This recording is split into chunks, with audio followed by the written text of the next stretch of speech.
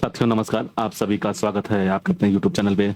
और आज हम लोग पढ़ेंगे विश्व के प्रमुख धर्म और उनके कौन से प्रवर्तक हैं और उनके बारे में डिटेल से पढ़ेंगे, ठीक है ना। इसमें करीब 177 क्वेश्चन है, इसको 2 पार्ट में पढ़ेंगे, ठीक।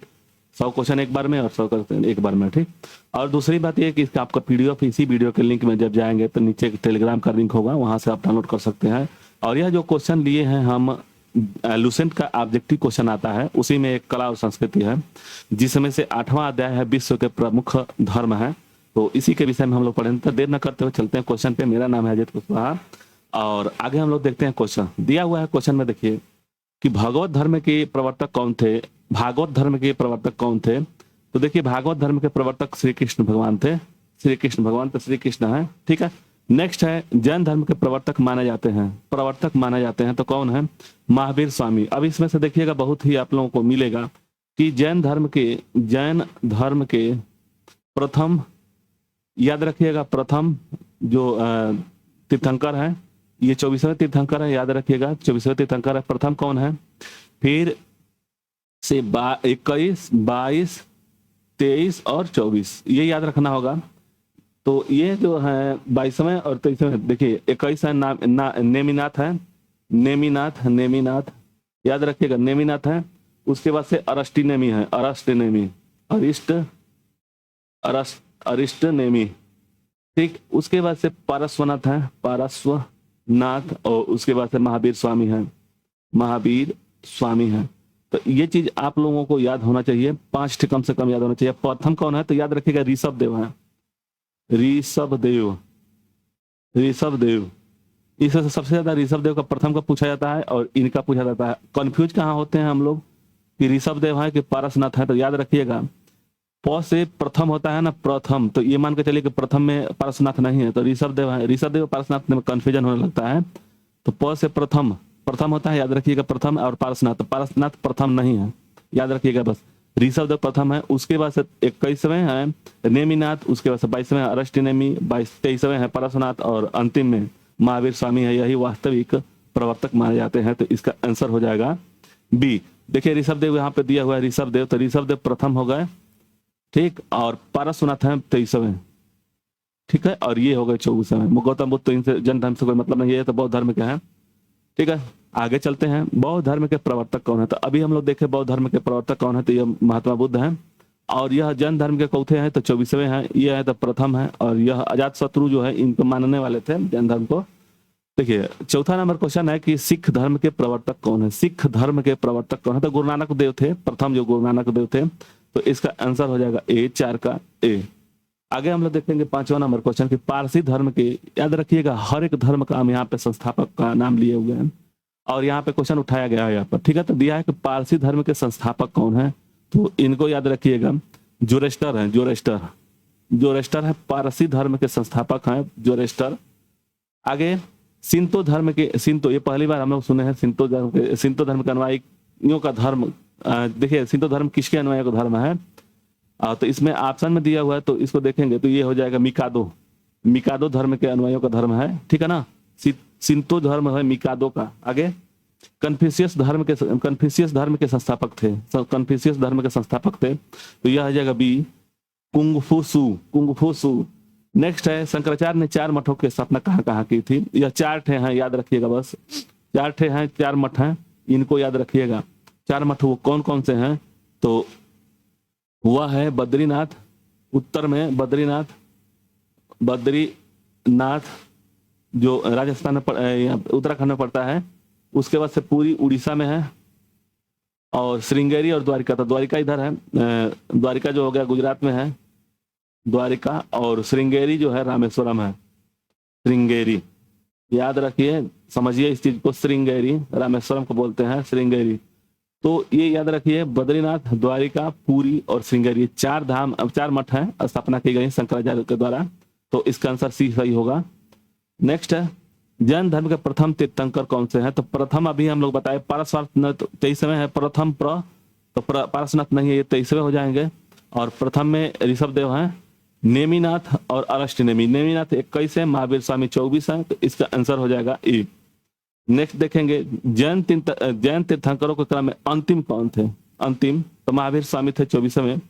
ठीक है, इनके बाद कोई नहीं हुआ। ऋषभदेव प्रथम हो गए, पारसनाथ 23 हो गए। और मणि सुब्रत देखेंगे, आगे मिलेगा। आगे देखेंगे कि जैन मत अनुसार उनके अंतिम से एक पहले तीर्थंकर कौन थे, मतलब इनके मतलब जैन मतानुसार में अंतिम से एक पहले कौन से, तो वो थे पारसनाथ। 23 पे पारसनाथ थे, 24 पे नहीं 23 है ना, ये देखिए गलती हो जाए, 23 और यह हो गया 24। और ऋषभदेव हो गए प्रथम। भद्रबाहु भी आते हैं, लेकिन भद्रबाहु इसमें नहीं आते हैं, ठीक है ना, इनको मानने वाले हैं। आगे देखेंगे 11 नंबर क्वेश्चन तो हो गया कि इसका आंसर ए सही होगा। कह रहा है कि तीर्थंकर अंतिम से एक पहले, तीर्थंकर 23वें कौन से है, तो पारसनाथ है। जैन धर्म के 24वें तीर्थंकर और अंतिम कौन है, तो यह है महावीर स्वामी। कई बार इसको आप लोग पढ़ा दे रहे हैं। ये हो जाएगा 23, ये हो जाएगा प्रथम, और अरस्टिनम हो जाएंगे 22वें नंबर पे, और ये है 24वें। ठीक, आगे देखेंगे जैन धर्म का वास्तविक संस्थापक किससे माना जाता है। वास्तविक जो संस्थापक है वो महावीर स्वामी को माना जाता है, तो इसका आंसर डी सही होगा, 13 का। ठीक, पारसनाथ कितने हैं, तो 23वें हैं। ऋषभदेव प्रथम है, और नेमिनाथ 22वें हैं, और 23 देखिए 22वें नहीं 21वें नेमिनाथ है, और 23वें हैं। ये 21 हो गया ना, 21 नेमिनाथ, 22वें हो गए अरस्टिनेमी, और 24वें हो गए महावीर स्वामी। नेक्स्ट है भरहूत भूमि संबंधित है, जो भरहूत का जो अभिलेख है वो किससे संबंधित है, तो 14 का आंसर भी सही होगा, बौद्ध धर्म से संबंधित है। नेक्स्ट है लुम्बिनी एक धार्मिक स्थल है, किसका, तो लुम्बिनी एक धार्मिक स्थल है, वह है बौद्धों का है। ठीक, तो 15 का आंसर बी सही होगा। बौद्ध धर्म की एक शाखा में मंत्र, हठ योग और तांत्रिक आचारों का प्राधान्यता है, किस यान में, तो देखिए दो ही था, हीनयान और वज्रयान। हीनयान महायान वज्रयान ये सब है ना, तो इसमें से कौन सा था, तो जो मंत्र और हठ योग और तांत्रिक आधारों का प्रधानता है, तो यह है, इसका आंसर ए हो जाएगा हीनयान 16 का ए। नेक्स्ट है खालसा किस धर्म से संबंधित है, जो खालसा था, खालसा पंथ मतलब कि यह सिख धर्म से है, तो इसका आंसर सी सही होगा, तो 17 का आंसर सी सही होगा। 18 का सिखों के 10वें गुरु गोविंद सिंह के इसके पुत्र थे, 10वें जो गुरु गोविंद सिंह थे वो किसके पुत्र थे, तो वह गुरु तेग बहादुर के पुत्र थे, इसका आंसर डी सही होगा। कहिएगा तो मैं इसका एक अलग से वीडियो बना दूंगा, जो 10 थे हमारे जो सिख गुरु हैं उनका नाम, और कौन कौन से नाम किताब लिखे थे, कौन सा शहर बसाए थे, किसको नाम क्या दिए थे, और कौन सा इनका पवित्र ग्रंथ है, तो उस सबको एक अलग सेपरेट में हम पढ़ा देंगे। 15-20 मिनट का क्वेश्चन वीडियो होगा, ठीक है, तो कमेंट करिएगा। चलिए नेक्स्ट है 19 में किस सिख गुरु के पश्चात सिख गुरु पद का पंथ वंशानुगम हो गया था, तो इसका आंसर क्या हो जाएगा, बी हो जाएगा। गुरु रामदास के बाद से वह पद जो है वंशानुगत हो गया था। गुरु अर्जुन देव सिखों के कौन से गुरु थे, गुरु अर्जुन देव सिखों के कौन से गुरुदेव थे, तो याद रखिएगा इसका, यह है 5वें गुरु। ठीक है, नेक्स्ट है सिखों के अंतिम गुरु कौन से थे, गुरु गोविंद सिंह थे 10वें, यानी कि आंसर बी सही होगा, तो 21 का बी सही होगा। 22 देखेंगे कि सिखों के 10वें गुरु कौन थे, तो यह है गुरु गोविंद सिंह, डी सही होगा। खालसा पंथ की नींव किस सिख गुरु ने डाली थी, यह रखिएगा, यह पूछता भी है, इंपॉर्टेंट क्वेश्चन है। और इसका आंसर जो हो जाएगा खालसा पंथ का कौन से सिख गुरु थे जो इसको चालू किए थे, तो इसका आंसर हो जाएगा डी, गुरु गोविंद सिंह। ठीक, खालसा पंथ का नींव किसने रखे थे, तो वह रखे थे गुरु गोविंद सिंह। किस सिख गुरु ने अमृत सरोवर व अमृतसर नामक एक नए नगर की स्थापना की थे, तो इनका आंसर हो जाएगा 24 का आंसर भी हो जाएगा। गुरु रामदास ने अमृत सरोवर अब अमृतसर नाम से नए नगर की स्थापना किए थे। दिया है 25 नंबर क्वेश्चन है कि किस गुरु ने हरविंदर साहिब यानी कि स्वर्ण मंदिर की स्थापना की थी। ऑप्शन में दिया हुआ है, जो दिया हुआ है मतलब कि ये देखिए ऊपर नीचे हो गया है, और गुरु अमरदास, गुरु रामदास, गुरु अर्जुन देव, और यह तो देखिए ऊपर नीचे हो गया है ABCD, यानी ए हो गया, बी हो गया, सी हो गया, डी हो गया, तो इसको ध्यान दे करके देखिए, इसका आंसर सी सही होगा। गुरु अर्जुन देव थे जो स्वर्ण मंदिर का निर्माण किए थे अमृतसर में। किस सिख गुरु ने सिख धर्म को नया स्वरूप, नई शक्ति और नई ओजस्विता प्रदान की है, तो यहाँ पे देखिए वो जो 5 थे था ना कि कंघा चाकू ऐसे करके रखने के लिए था, तो वही गुरु थे। तो गुरु कौन थे, तो उनका नाम था 26 का डी हो जाएगा, गुरु गोविंद सिंह 10वें गुरु गोविंद सिंह है, और यही जो है नई शक्ति और नई ओजस्विता प्रदान किए थे। खालसाओं के 5 अनिवार्य लक्षण, 5 कक्के मतलब ये याद रखिएगा, पूछता भी है, तो किसने किए थे, तो यह किए थे 27 का आंसर डी हो जाएगा, गुरु गोविंद सिंह ने। 5 कक्के जैसे कंघी था, लोटा ऐसे कुछ था, मैंने बताएंगे, मिलेगा। दिया हुआ है कि पुरुष पुरुष खालसाओं का सिंह की तथा महिलाओं की कौर उपाधि किसने दी थी? देखिए, पुरुष खालसाओं को सिंह और महिलाओं को कौर की उपाधि किसने दी थी? तो 28 का आंसर हो जाएगा डी, हो जाएगा गुरु गोविंद सिंह। तो इसका आंसर डी सही होगा। किस सिख गुरु की हत्या मुस्लिम शासकों ने नदी में डूबोकर करवा दी थी? तो 29 का आंसर हो जाएगा बी, होगा गुरु अर्जुन देव को। अर्जुन देव को मुस्लिम शासकों ने नदी में डूबोकर मरवा दिए थे। जाति प्रथा और छुआछूत को समाप्त करने का उद्देश्य लंगर परंपरा का नींव किसने डाली थी? लंगर परंपरा के नींव किसने डाली थी? तो इसका आंसर हो जाएगा सी, गुरु और अमरदास। ठीक, आगे देखेंगे, मखाली पुत्र गोसाल किस धर्म का प्रवर्तक था? मखाली पुत्र गोसाल जी किस धर्म का प्रवर्तक था, मतलब थे? तो इनका आंसर हो जाएगा आजीवक धर्म के। मखाली पुत्र गोसाल किस धर्म के प्रवर्तक थे? तो आजीवक धर्म के थे। लिंगायत धर्म के संस्थापक माने जाते हैं, लिंगायत धर्म के संस्थापक माने जाते हैं, तो ये माने जाते हैं यासव, यासव माने जाते हैं। ठीक है, सिलसिला संबंधित है, सिलसिला संबंधित है। 33 का आंसर क्या हो जाएगा? तो ये हो जाएगा डी, सूफी संत से सिलसिला जो संबंधित है वो सूफी मत से संबंधित है। सूफी संप्रदाय किस धर्म से विकसित हुआ? सूफी संप्रदाय किस धर्म से विकसित हुआ था? तो इसका आंसर हो जाएगा बी, इस्लाम धर्म से सूफी संप्रदाय विकसित हुआ था। यहूदी धर्म के संस्थापक माने जाते हैं, याद रखिएगा, यहूदी धर्म के संस्थापक माने जाते हैं। तो 35 का आंसर भी हो जाएगा पैगंबर मूसा थे। यहूदी धर्म के संस्थापक माने जाते हैं पैगंबर मूसा। तो इसका आंसर भी सही होगा 35 का। नेक्स्ट है 36, दीन ए इलाही धर्म किसने शुरू किया था? दीन ए इलाही धर्म किसने शुरू किया था? तो यह अकबर ने शुरू किया था। ऑप्शन सी सही होगा। कीर्तन परंपरा का जन्मदाता किसे कहा जाता है? कीर्तन परंपरा का जन्मदाता किसे माना जाता है? तो वह है चैतन्य, जो चैतन्य माने जाते हैं। तो ऑप्शन सी सही हो, बी सही होगा। भारत में ईसाई धर्म का प्रचार प्रसार किसने किया? भारत में ईसाई धर्म का प्रचार प्रसार सर्वप्रथम किसने किया था? तो ये आंसर हो जाएगा ए, सेंट थॉमस ने भारत में ईसाई धर्म का प्रचारक थे। जरथुस्ट धर्म है किसका? जरथुस्ट धर्म है किसका? तो 39 का आंसर हो जाएगा बी, पारसियों का। ओके, नेक्स्ट है वैष्णव धर्म का मूलतः सिद्धांत है। वैष्णव धर्म का मूल सिद्धांत क्या है? तो यह है ए, अवतारवाद। वैष्णव धर्म का मूल सिद्धांत है अवतारवाद। ऑप्शन ए सही होगा इसमें, हाँ ये सही होगा 40 का। 41 का चिश्ती परंपरा के संस्थापक थे कौन? चिश्ती परंपरा के संस्थापक कौन थे? तो यह थे मोइनुद्दीन चिश्ती थे। मोइनुद्दीन चिश्ती चिश्ती परंपरा के संस्थापक थे मोइनुद्दीन चिश्ती। गुरु गोविंद सिंह द्वारा खालसा पंथ की स्थापना कब की गई थी? याद रखिएगा 42 का कौन सा होगा? तो 1699 ईस्वी में रखा गया था। यानी कि गुरु गोविंद सिंह का खालसा पंथ की स्थापना किस वर्ष की गई थी? तो 1699 ईस्वी में किया गया था। नेक्स्ट 42 के बाद से 43 होगा। जैन धर्म का आधारभूत बिंदु क्या है? माने आधारभूत बिंदु क्या है जैन धर्म का? तो यह है अहिंसा। सी भी सही है।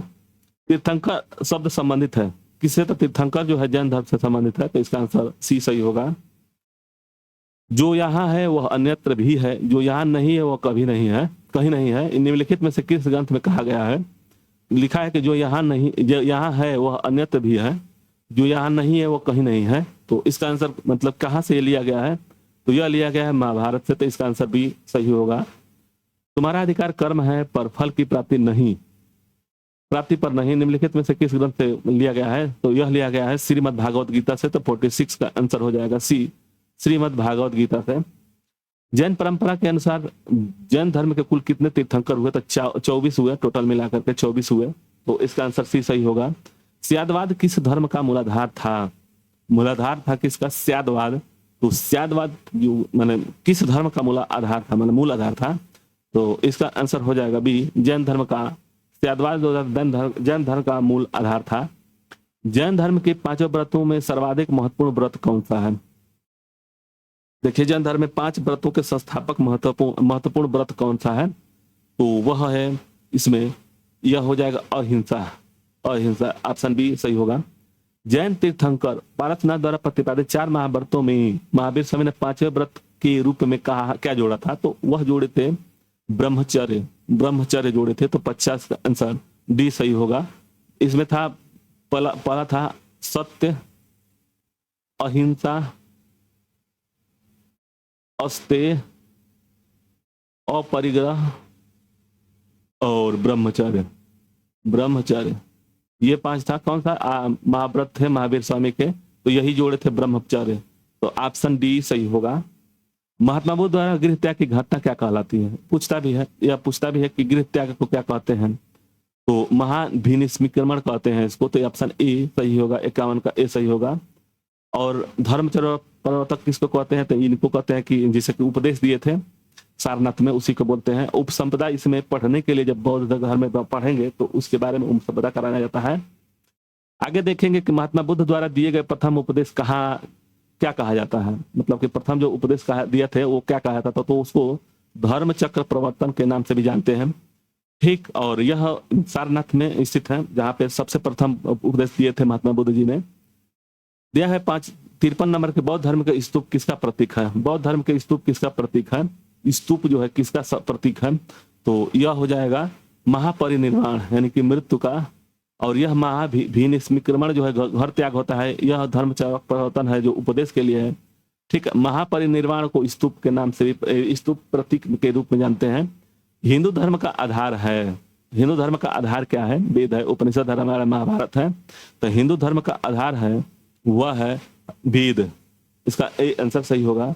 वेदों की अब जाते होंगे, वेदों की संख्या कितनी है? तो 4 है। पहला है ऋग्वेद, दूसरा है सामवेद, तीसरा है सामवेद के बाद यजुर्वेद, और चौथा है अथर्ववेद। अंतिम में अथर्ववेद है। ठीक है, किस वेद का अंश, कुछ अंश गद्य में लिखा गया है? किस वेद का कुछ अंश जो है गद्य में लिखा गया है?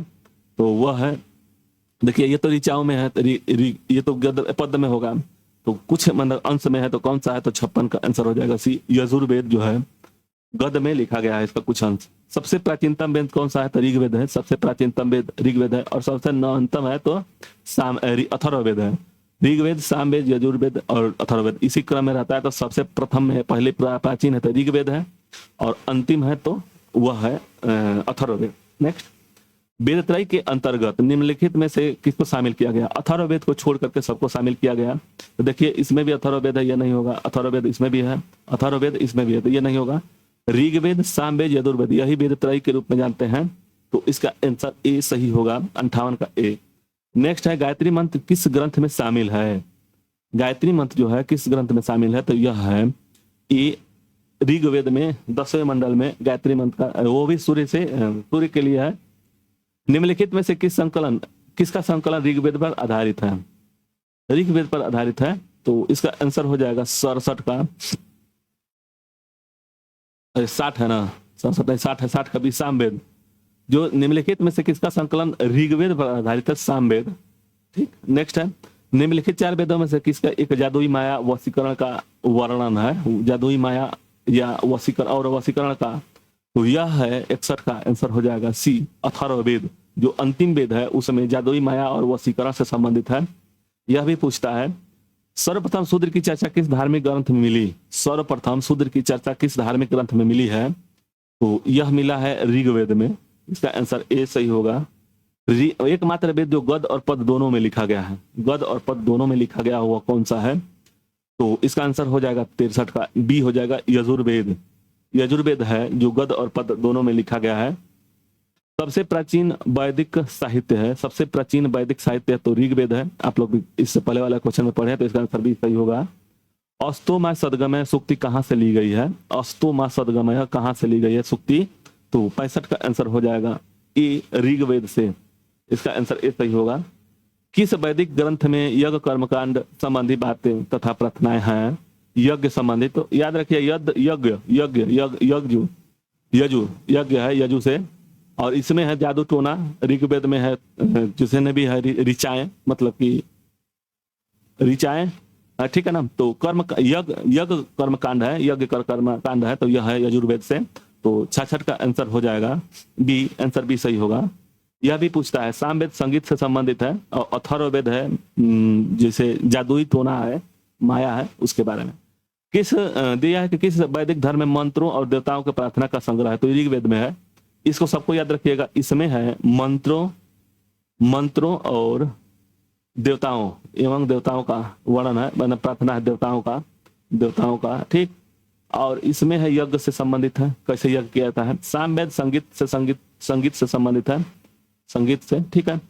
और अथर्ववेद है जादू टोना से, जादू टोना से। तो यह अंतिम जो है जादू टोना से संबंधित है, ठीक। तो ये याद रखिएगा, ठीक है। ये चारों में से आपको समझा दिए। आगे 68 है, किस वैदिक ग्रंथ में जादू टोना का वर्णन मिलता है, जादू टोना का। तो इसका आंसर 68 का डी होगा। दिया है कि ऋग्वेद में कुल अध्याय या मंडल है, ऋग्वेद में इसका आंसर सी सही होगा कि ऋग्वेद में कुल अध्याय जो है 10 है। ऋग्वेद में सूक्तों की संख्या, सूक्तों मतलब कि ऋचाओं की संख्या कितनी है, तो 70 का आंसर हो जाएगा डी, 1028 है, ठीक। आगे सुमेलित करना है। अभी हम लोग देखे थे ऋग्वेद किससे संबंधित है, तो ऋग्वेद है स्तोत्र और प्रार्थना से है, मतलब कि देवताओं के प्रार्थना से है। यजुर्वेद सामवेद, देखिए सामवेद है संगीतज्ञ से, और अथर्ववेद है तंत्र और मंत्र के वशीकरण से, और यह है ये जो हो गया यजुर्वेद है स्रोत और कर्मकांड से, यज्ञ और कर्मकांड से है। तो ऋग्वेद का 1 का 4 हो गया, तो यानी यहाँ पे और यहाँ पे है, यानी कि ए और सी में से कोई एक होगा। तो देखेंगे यहाँ पे ये भी दिया है। अब देखिए बी का कौन सा है, तो बी का 2 दिया हुआ है, और बी का 2 हो गया, और ए का डी का जो हो गया 3 हो गया, और सामवेद का हो गया संगीत में, तो 1 हो गया, ठीक है। तो इसका आंसर ए सही होगा, ठीक है। इसका आंसर ए सही होगा। नेक्स्ट देखेंगे आयु वृद्धि अर्थात जीवन का विज्ञान का उल्लेख सर्वप्रथम कहाँ मिलता है। आयु वृद्धि का अर्थात जीवन का विज्ञान का उल्लेख सर्वप्रथम कहाँ मिलता है, तो 72 का आंसर हो जाएगा डी, अथर्ववेद में। नेक्स्ट देखेंगे उपनिषदों के मुख्यतः विवेचित है, उपनिषदों में मुख्यतः विवेचित है धर्म, दर्शन, शास्त्र, योग और कानून। तो उपनिषद में क्या लिखा गया है, तो वह लिखा गया है दर्शन शास्त्र, जो है दर्शन के बारे में लिखा गया है। उपनिषद पुस्तकें हैं उस दर्शन पर, यानी कि इसका आंसर जो उपनिषद जो है ना किस पे निर्भर है, तो वह है दर्शन पर। तो इसका आंसर 74 का डी होगा। आगे देखेंगे उपनिषदों की संख्या कितनी है, प्रमुख उपनिषदों की संख्या कितनी है, तो 75 का आंसर हो जाएगा बी, 12। आगे नचिकेता और यम की बीच सुप्रसिद्ध संवाद किस उपनिषद में उल्लिखित है। नचिकेता और यम के बीच सुप्रसिद्ध संवाद किस उपनिषद में उल्लिखित है, तो ऑप्शन में दिया हुआ है छंदोगोपनिषद, मुंडकोपनिषद, कठोपनिषद, केनोपनिषद। तो इसका आंसर 76 का हो जाएगा, 76 का सी होगा। कंठोप उपनिषद में है, कंठोपनिषद में है, तो इसका आंसर 76 का सी सही होगा। महात्मा बुद्ध के पंचशील सिद्धांत का उल्लेख किस उपनिषद में मिलता है, महाबुद्ध के पंचशील सिद्धांत का उल्लेख किस उपनिषद में मिलता है, तो 77 का आंसर हो जाएगा, ये होगा छंदोगोपनिषद में। इसका आंसर ए सही होगा।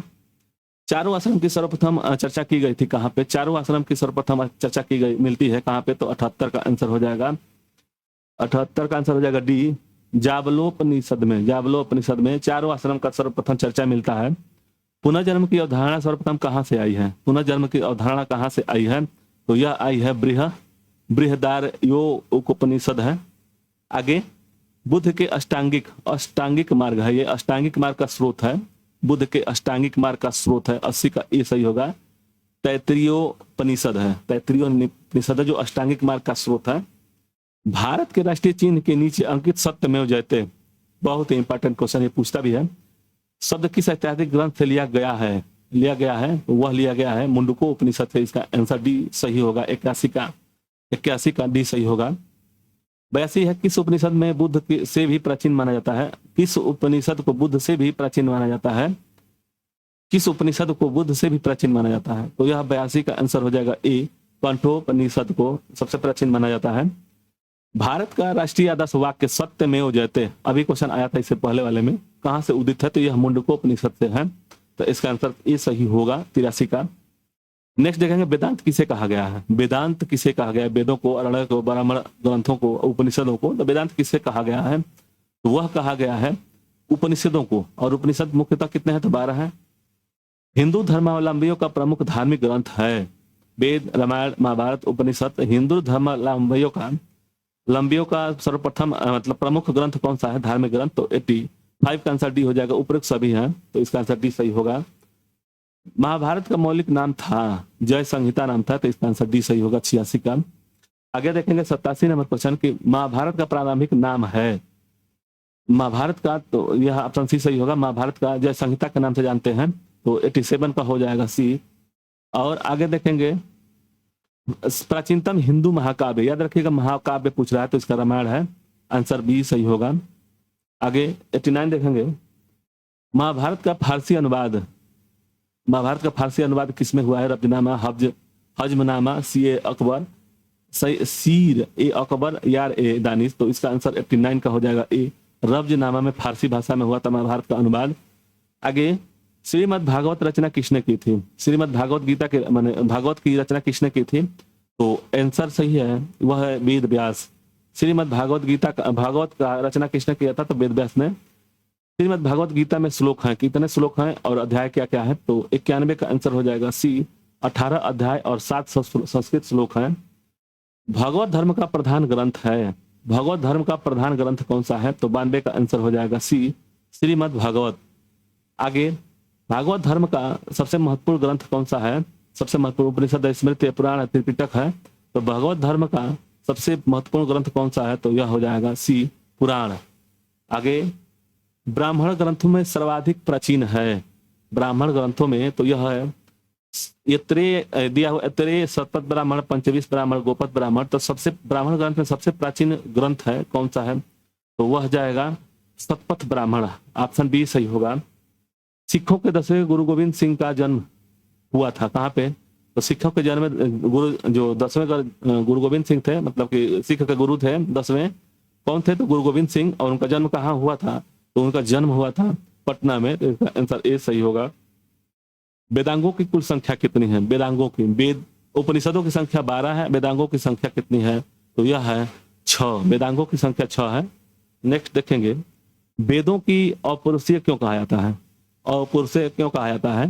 क्योंकि वह पुरुष देवताओं के द्वारा रची गई है, क्योंकि वेदों की रचना देवताओं द्वारा की गई है। तो 97 का आंसर हो जाएगा ए, ऑप्शन ए सही होगा। बौद्ध धर्म में 5 महाव्रतों का उल्लेख सर्वप्रथम कहाँ मिलता है? 5 महाव्रतों का उल्लेख सर्वप्रथम कहाँ मिलता है? तो 98 का आंसर हो जाएगा बी, छंदोगोपनिषद में मिलता है, ऑप्शन बी सही होगा। 99 नंबर क्वेश्चन है, देखिए यहाँ पे 99 नंबर क्वेश्चन है कि सर्वप्रथम किस उपनिषद में देवकी पुत्र एवं अंगिरा के शिष्य के रूप में कृष्ण का उल्लेख मिलता है? मिलता नहीं, मिलता लिखा। तो इसका आंसर क्या हो जाएगा? यहाँ पे आंसर हो जाएगा 99 का सी हो जाएगा, छंदोगोपनिषद में है कि देवकी पुत्र और अंगिरा के शिष्य के रूप में कृष्ण का उल्लेख मिलता है। 100 नंबर क्वेश्चन है कि अवतारवाद का प्रथम उल्लेख कहाँ मिलता है? अवतारवाद का प्रथम उल्लेख कहाँ मिलता है? तो इसका आंसर सी हो जाएगा, भगवत गीता में अवतारवाद का उल्लेख मिलता है। ठीक है, तो यहाँ तक 100 तक हम लोग पढ़े, इससे अगले वाला वीडियो में पढ़ेंगे इससे आगे। तो आप लोगों को वीडियो अच्छा लगे तो लाइक और सब्सक्राइब करें। मिलते हैं अगले वीडियो में, धन्यवाद।